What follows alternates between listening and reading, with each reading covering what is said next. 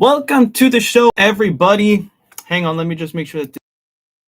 Okay, there we go. Welcome to the show, everybody. I hope y'all can hear me. If you can't, please do let me know. Yeah, I think we should just get underway with this show now. We got a lot to talk about today, so we are about to just dive right into it here in a little bit. But either way, be sure you also tune in at 22westradio.com, which is another area where y'all can listen into today's show and catch the show on replay here on the Sergio Show on YouTube. So yeah, let's get on with the show.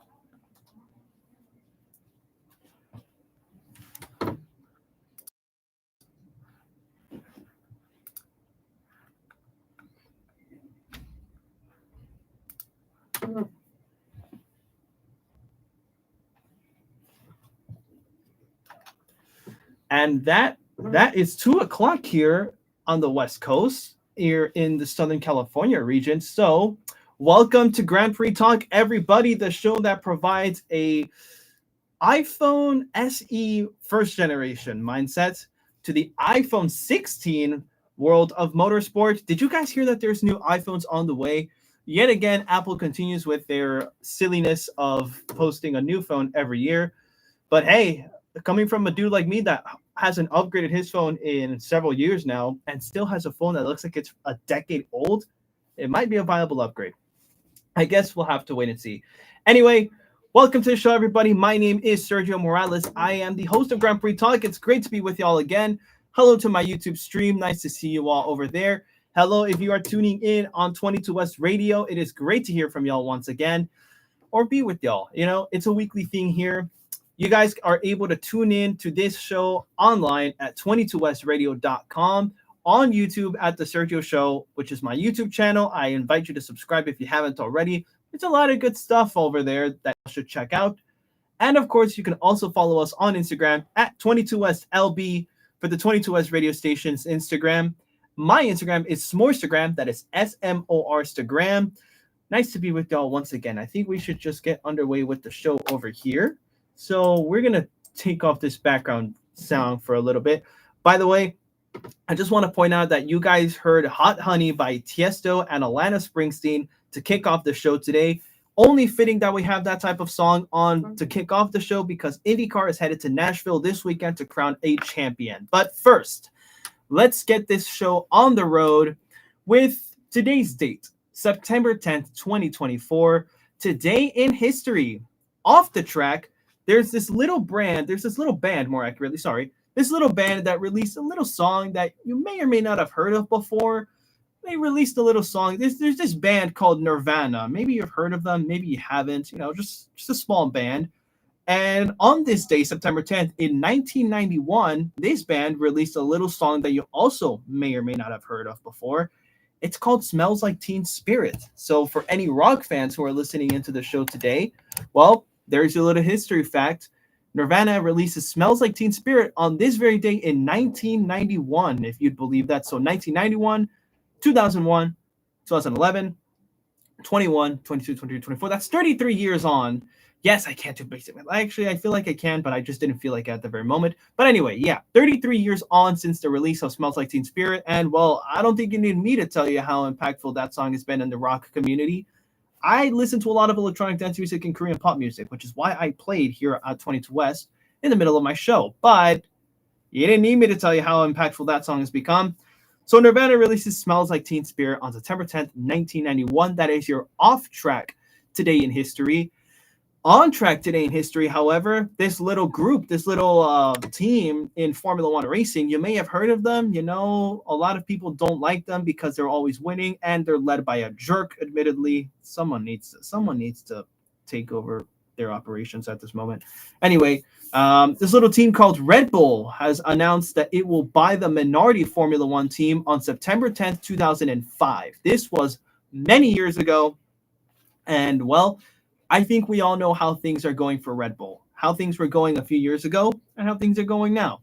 Well, it all started for them on this very day, September 10th, in the year 2005. So have at that as you will. My Apple Watch keeps going off. It is absolutely bonkers. Sorry to my chat, the people who are texting, you know, shout out to them and all, but I kind of, you know, I'm in the middle of a show. So yeah, there is your off track and on track today in history. So whether you're a Rock fan or a Red Bull fan, today is a pretty good day for you, I'd say. I also, before we really get underway with the show, I just want to take a moment. We got to talk about something that I think is very dear to my heart. Today, September 10th, is World Suicide Prevention Day. And so before we get underway with the show, I just want to encourage everyone listening, whether on my YouTube stream or online, take a moment to check in on your family, check in on your friends. You know, a simple check-in could really make all the difference for someone in their lives. You know, you never know who's struggling. You never really know who is going through the motions. And you honestly, you really could make someone's day a little better if you just check in on them. Now, for anyone who may know someone who is struggling with suicidal thoughts, or if they themselves happen to be struggling, please do not hesitate to reach out to someone near you, or even text or call a lifeline. There is one available. It's 988. So if you ever feel like you or someone else around you could benefit, don't hesitate to call or text 988. That is the Suicide and Crisis Lifeline here in the United States, available in English and in Spanish. Please, y'all are absolutely amazing. Y'all deserve to be loved in so many ways. And one, just know that if you're going through a rough time right now, it always gets better. Like, I am living proof of that. All right. So don't give up, man. Like, man, woman, whatever. There is a place for you in this world. And I just want to take a moment to just say, hey, you are absolutely loved. You're absolutely welcome to listen to the show. You know, and like I said, if you're struggling with something like that, please don't be afraid to reach out. One more time, that is 988. That is literally it. The three numbers, 988, to call or text. If you ever feel like someone near you or you yourself happen to be struggling with suicidal thoughts, it's never the answer. But the answer is a whole lot of love. And you believe me, there is a lot to be gained around here. So stay with us, man. You are absolutely loved and adored. Now, with that, let's talk about racing, because that is what this show is all about, right? What was supposed to be a really standard run-of-the-mill episode of Grand Prix Talk ended up going completely bonkers this very morning. Like, literally this morning as I woke up, we can safely say, breaking news as we come on the air today, Adrian Newey, a big designer for Red Bull Racing. We already knew that he was leaving Red Bull earlier this season, part of the Red Bull downfall caused by Christian Horner. Well, it turns out it's confirmed that Adrian Newey is moving to Aston Martin starting with the 2025 Formula One season. Even Forbes magazine is reporting on this one. Formula One is a technical battle as well as a sporting one. It's where the crew of competition and engineering collide. In a defining moment for Aston Martin, the team secured the services of Adrian Newey, boasting a resume of 12 drivers' championships and 13 constructors. Newey is widely regarded as one of the greatest car designers to have graced Formula One.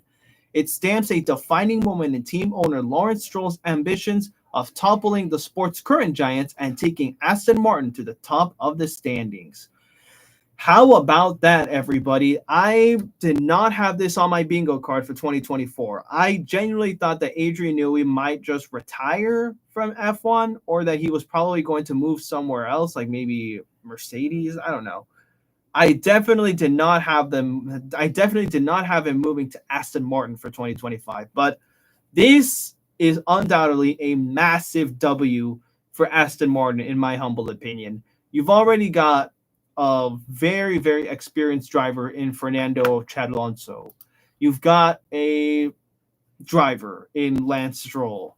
You've got Lawrence Stroll, who's got massive, like insane pockets, right? Like he's got the bills to pay, okay, and he can pay them easily, right? So you kind of have a really strong combination here of the knowledge, of the driving skill, and of the bank, which unfortunately a lot of money does play a role in how well a team does in Formula One. Just saying. But that being said, with Adrian Newey now moving to Aston Martin, man, that really has set this entire grid on fire now, hasn't it? I mean, it all started when Lewis Hamilton announced he was moving to Ferrari, and now we're here with Adrian Newey moving to Aston Martin. It is just absolutely insane here. Adrian Newey's exit, this, by the way, quote from Forbes, quote, Newey's exit from Red Bull was confirmed in May, marking the end of an 18-year partnership that transformed Red Bull Racing into a multi-championship winning team, including the dominant run in the early 2010s and Red Bull's resurgence with Max Verstappen in the current era unquote.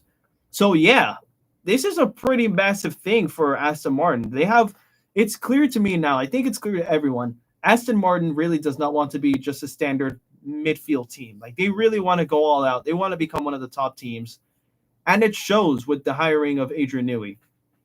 Now, one could say that maybe they'd benefit also from replacing Lance with another more experienced driver, or even a rookie who might be able to take it to the top further than most other people could. But hey, what can I say, right? Like, it's truly something special for Aston Martin. And I think for me, they might just actually have something like, whether or not they actually go right out of the gates guns blazing in 2025/26 is anyone's guess.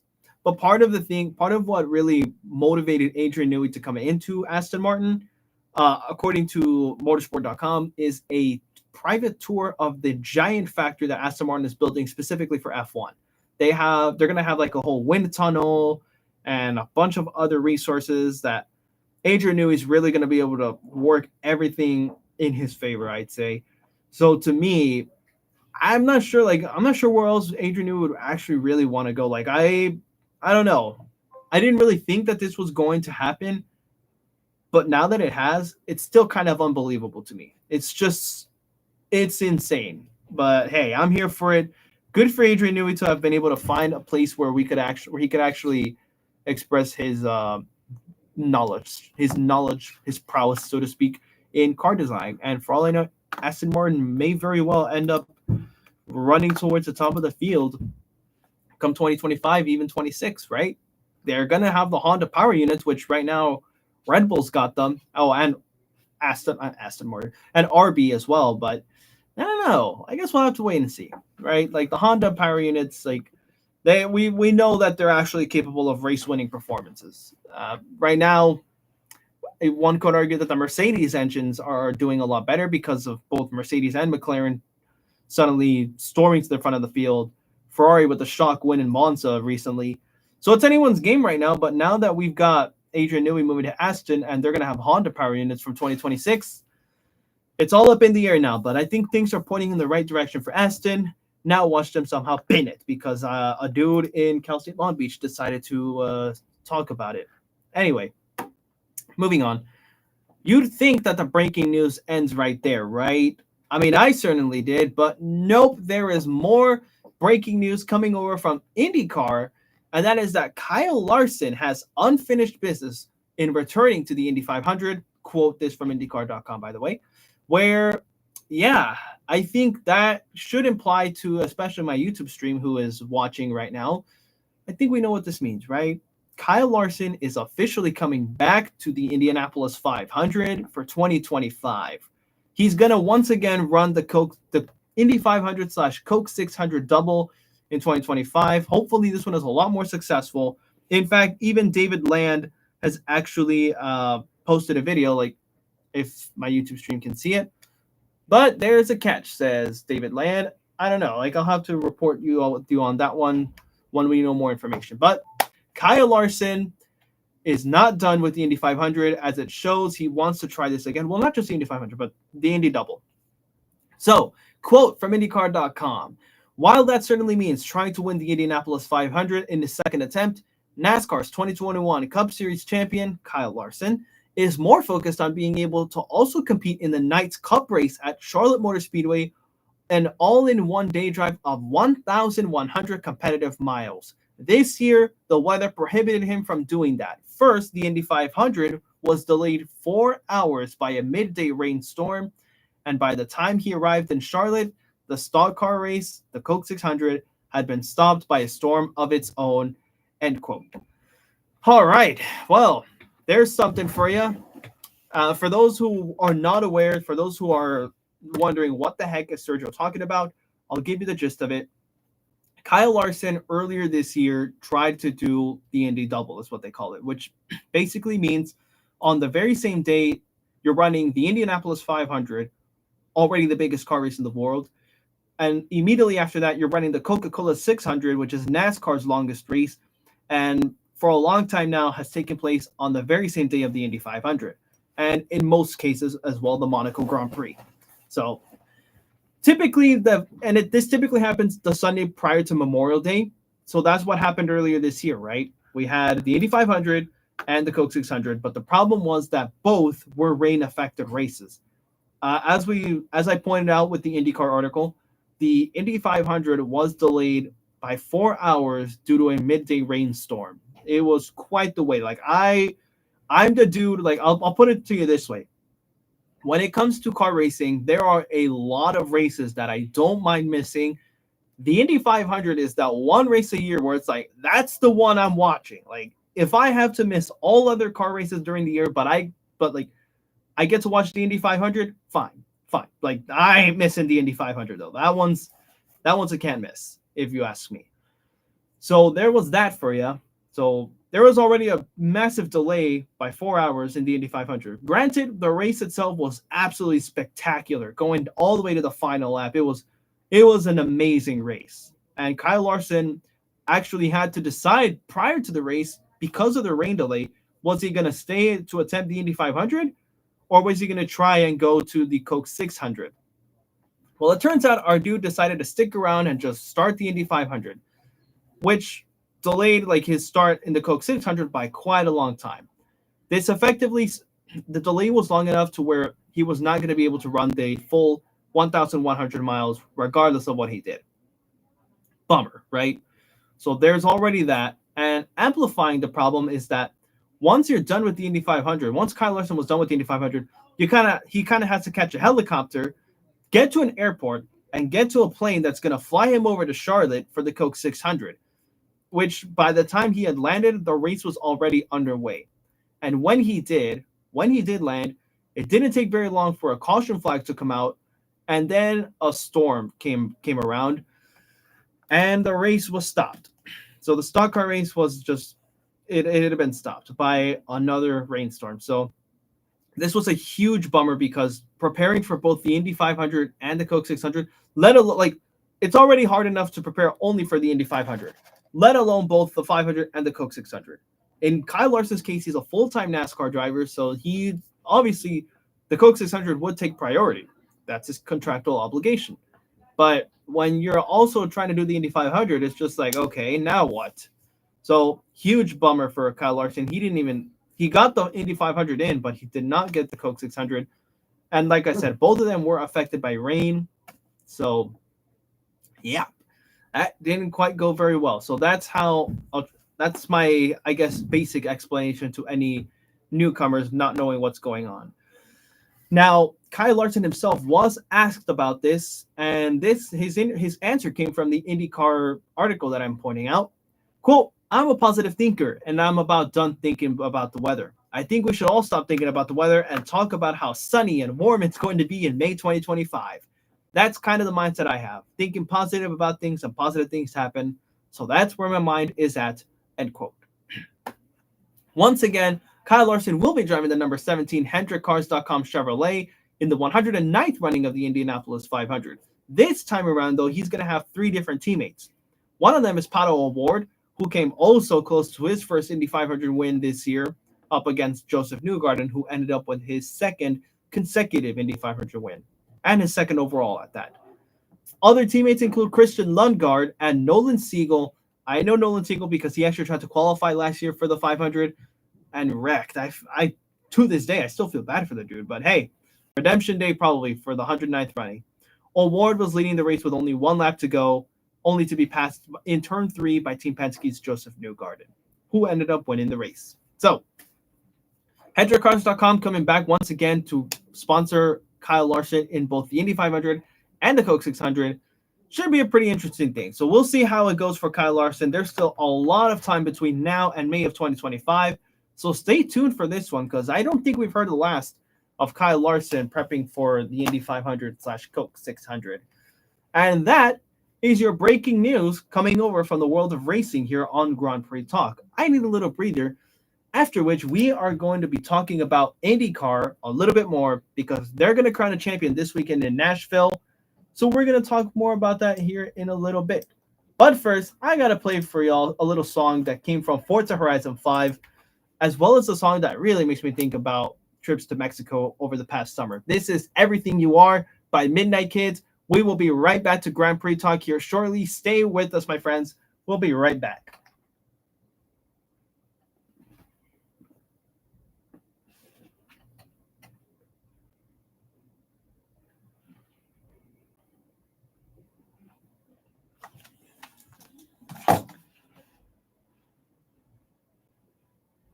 Whoops, I just realized that I actually hit the wrong button when it came to what's it called? When it came to turning up the main play. I'll be right back. I need to get some water and we will return with the show here shortly. Put this.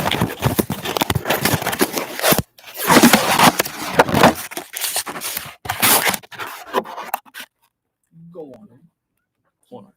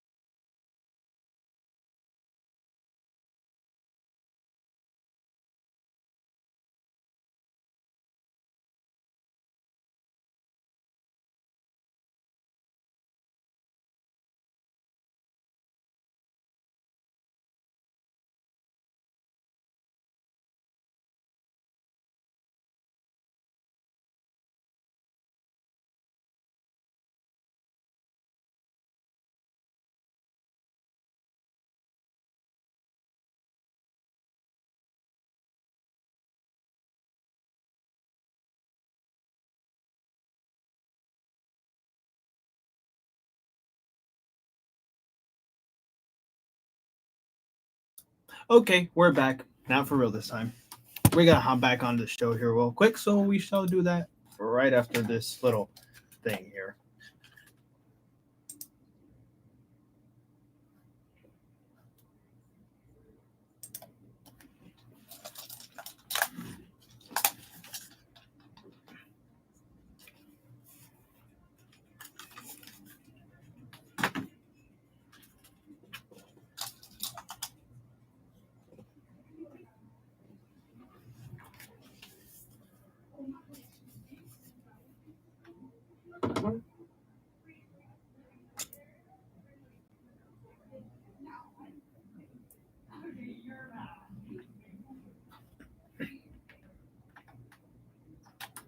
That's a little promo for K-Pop Corner here, which just wrapped up for today.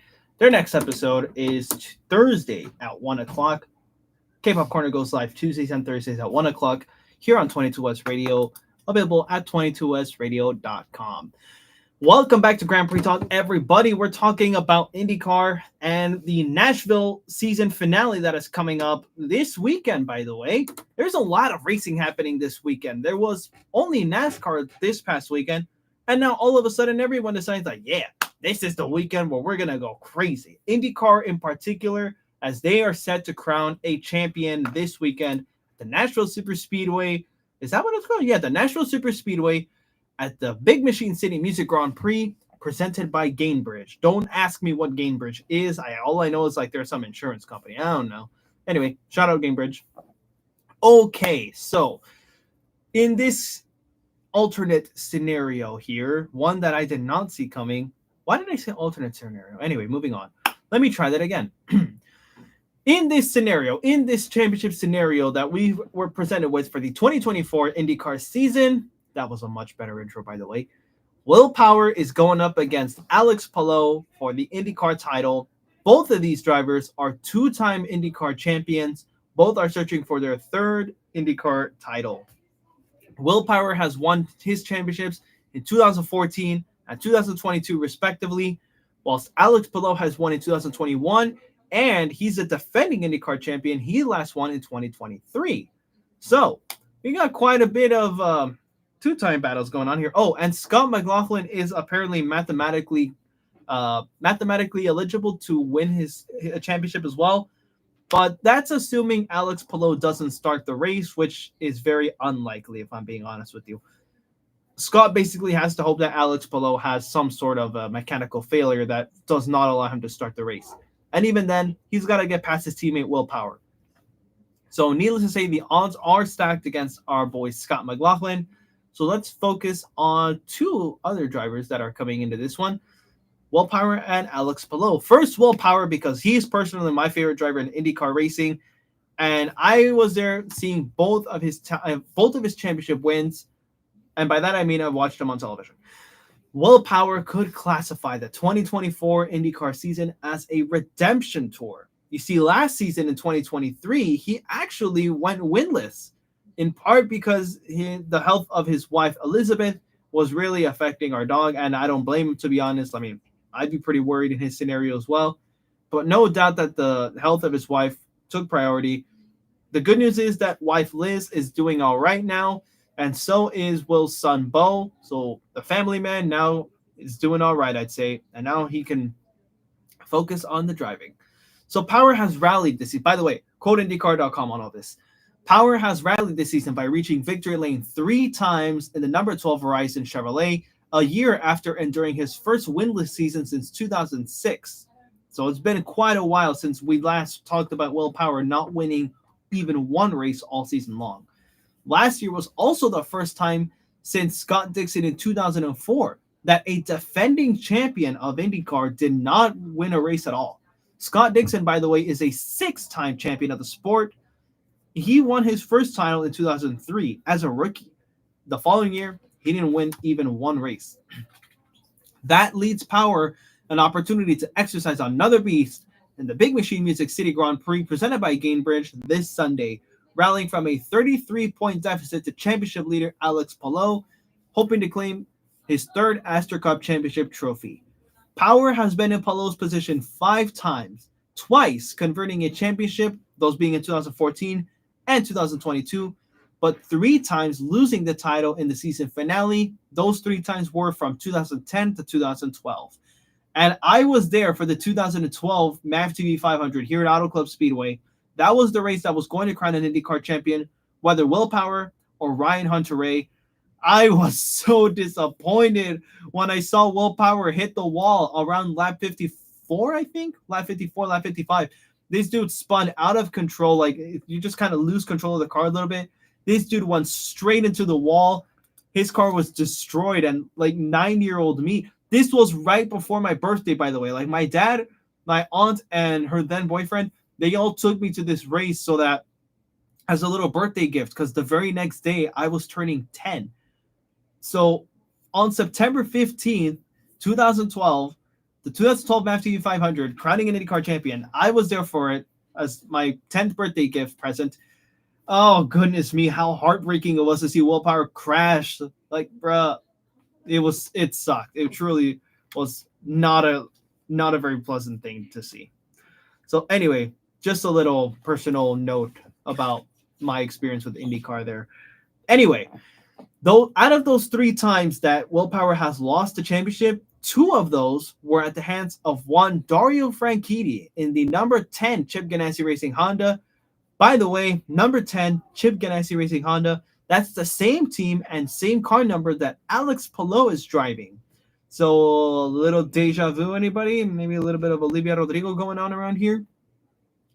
During the 2010 season finale, Power led Franchitti by 12 points going into the season finale. So Power had a good advantage there, but he crashed, more accurate, like a little slap on the wall, on lap 143 of the final race at Homestead Miami Speedway, prevented Power from finishing the race. With Dario Franchitti finishing in 8th, Dario would take his 2nd consecutive championship. Now, a year later in 2011, Power led Franchitti again, this time by 11 points. Franchitti finished runner-up at Kentucky Speedway, whilst Will Power finished down in 19th. This would end up being his 3rd consecutive title. And of course, as I just described to you guys in 2012, the race that I was there to see, Power led Ryan Hunter-Reay by 17 points, but a crash around lap 54 at that same track led Power to finish in 24th. Ryan Hunter-Reay would come home to finish 4th place during that same race. He would take home his one and only IndyCar championship. But hey, he has more than I do, I'll tell you that much. Now, Nashville Superspeedway is an oval. You know what else are ovals? Auto Club Speedway, Kentucky Speedway, Homestead Miami Speedway. These are all tracks that Will Power has crashed out of, or in some way or form, something went wrong and he lost the championship. My point is, Will Power has gone into the lead of the championship at an oval race many times before, and it just didn't click for some reason or another. That is something that I think he really wants to get over at this point. So coming into this weekend's race at Nashville Superspeedway on Sunday, September 15th, Power is chasing the number 10 Honda for Chip Ganassi Racing again, going for the championship. Now, Will Power was asked, what if he actually were to win? Like, would wrestling the title away from Alex Palou serve poetic justice? Quote Will Power, that would be funny. It would be a big repay if that actually happens. End quote. So, Will Power has the card stacked against him. Alex Palou is some 35 points. Oh, sorry, no. I misread that. That 35 points, Alex Palou was ahead of Pato O'Ward in 2021 by 35 points. This time around, Will Power is some 33 points behind our championship leader, Alex Palou. Now, Palou, the job is pretty easy for him. This dude just has absolutely mad skills when it comes to IndyCar racing. And he can secure his 2nd consecutive season title and his 3rd overall by finishing 9th or better. That's all Alex Palou needs to do. Magic number 9, and that's going to get him his 3rd IndyCar championship. Will Power, on the other hand, he needs to finish in the top 3 to have any chance at all of overtaking the Spaniard. Interestingly, Power led the points when the title was last decided on an oval a decade ago at Auto Club Speedway. Yep, right. Like I told you, the race that I saw him crash out of. And he exited. Oh, actually, no. No, that was 2012. That was 2012. You know what I just remembered? That I also watched the 2014 race. I wasn't there in person, but I did see it on television. He had the championship lead on an oval going into that one, and it was actually a redemption day for Will Power, as he would actually walk away with the first of his 2 series championships in 2014. What a great story that was. Will Power crashing out in 2012 at Auto Club Speedway. In the following year, in 2013, he wins the race. The year after that, he wins the championship at that same track. What a redemption. So now, Will Power is kind of hoping to do the same thing here. Now, let's talk about Alex Palou. This is all coming from me personally. I actually met this dude at the Long Beach Grand Prix. I was also lucky enough to meet Will Power as well. So shout out to the both of them. And Alex Palou, like I said, this dude has insane skill behind the wheel. Like, he really is one of the best at the business when it comes to IndyCar. And it shows, 2021 and 2023, 2-time IndyCar champion, and in the span of 5 years? Like, that's a pretty solid record if you ask me. And he's got a lot of race wins to back it up. Like, I would say that the phrase "Hello, Palou" is becoming all too familiar to me. I still remember the first time that was even said.